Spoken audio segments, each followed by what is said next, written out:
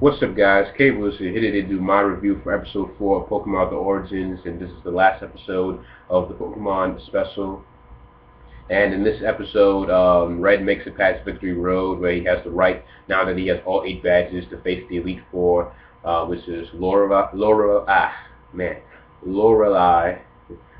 Bruno, Agatha, and Lance. And you don't really see the full battles. We just see some of his Pokemon battling some of the Elite Four members' Pokemon.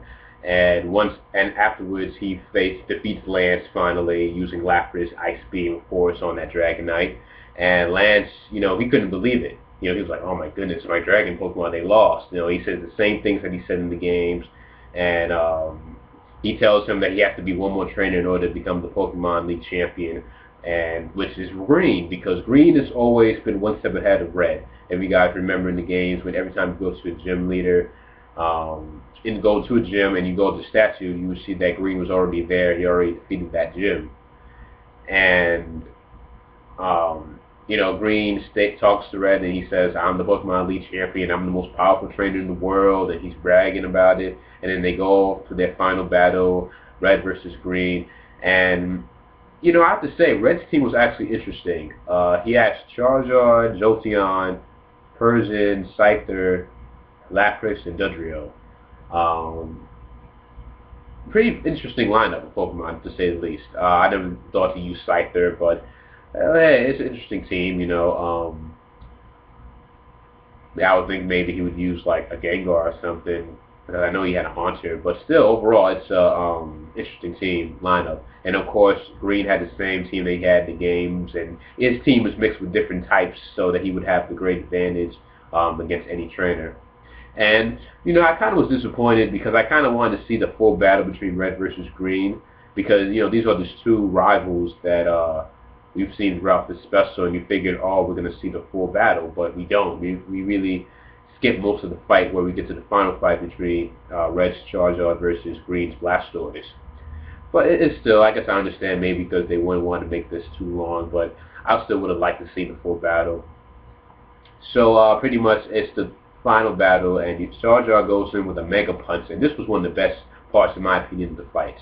Blastoise, he just takes the Mega Punch like a champ. He doesn't flinch, he doesn't move, he just stands there, he just looks at Charizard like, "That's all you got?"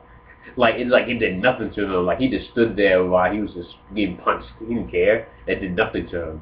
And then when Green thought that he won by after using Hydro Pump, but Charizard was able to get up, he did the Fire Spin combo with the Fire Blast, and Red became your new Pokemon League champion. And I gotta say, I was pretty surprised that it was that easily that he defeated him with Fire Blast, because considering that Blastoise is a Water type, and that he was able to take out that much of his health within just one Fire Blast was kind of weird. Maybe he would use like a different move, like a Dragon move or something like that, like Dragon Rage, but it is what it is. Red won, and I felt bad for Green, because imagine that you just became the Pokemon League champion, only just some moments later to get beaten by your rival, and it was just everything was taken away from you just like that. You were the champion, then you lost. I would have been, man, just so disappointed. Like, I would just quit. I was quit Pokemon. Like, I'm done. Shoot. But he was disappointed. But then, of course, Professor Oak came in and told Green why he lost, because he didn't have that much connection to his Pokemon, and Red and his Pokemon entered the Hall of Fame, and he finally did it. He finally became the Pokemon League champion. And afterwards, what else? After he became the champion, what else does he do? Finish the Pokedex. And he went up to different parts of the world and catch different Pokemon. He went to the Safari Zone, and we actually was cool, because you actually see him use different types of Pokeballs, like a regular Pokeball, Great Balls, Ultra Balls. And too bad we couldn't see the full battles. He actually caught three legendary birds: Ornikuno, Zapdos, and Moltres. And he catch all. And in the end, he was able to catch all 149 Pokemon. And before he can tell the good news to Professor Oak, he finds out that there is another Pokemon in the Cerulean City Cave that Green met, that he was wiped out.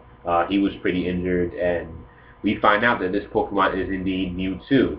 The one at one point, Mewtwo was the strongest Pokemon, so Red had to catch it. And we find out some history with Mewtwo and Mr. Fuji, because Red finds out that Mr. Fuji actually, he was a famous Pokemon researcher who actually went and found the Pokemon Mew in the jungle, and they kind of did a different story. Instead of for Mewtwo being a clone, Mewtwo's actually the child of Mew, and Mewtwo was too strong and he was out of control, and he just went missing one day.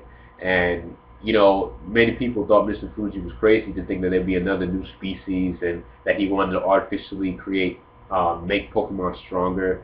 And that, so it was cool that they used Mr. Fuji like that as a way to tie up the last part of the game.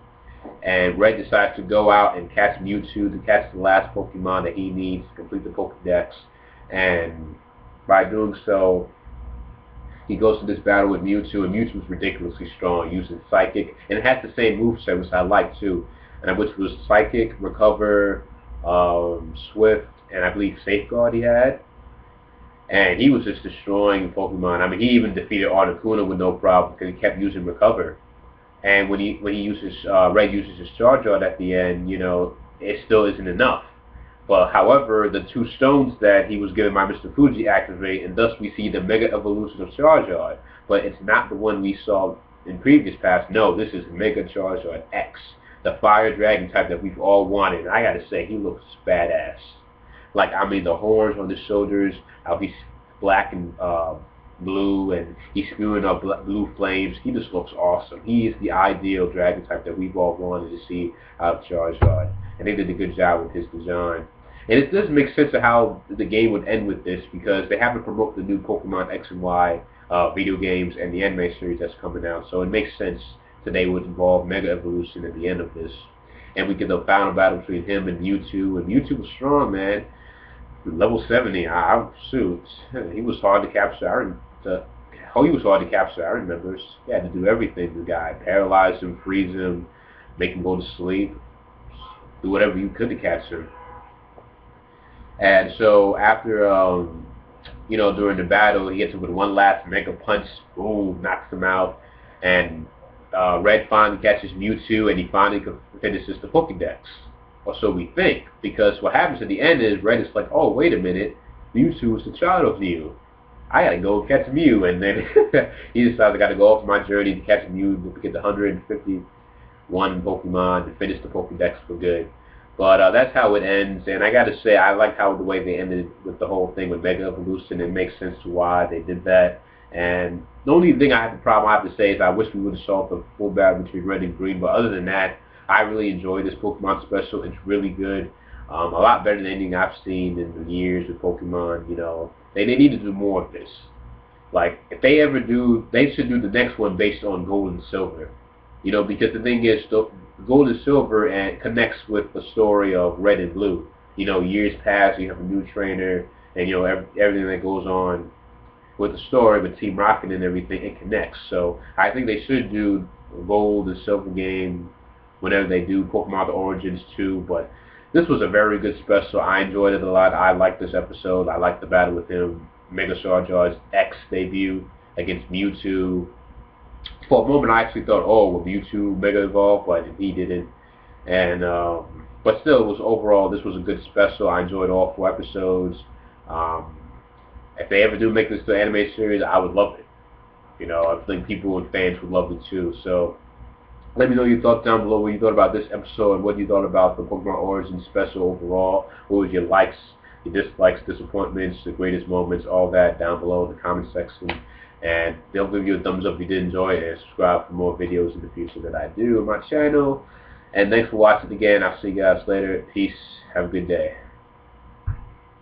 And oh yeah, by the way, Red accomplished more than Ash did in just 4 episodes. Red's a beast. Enough said.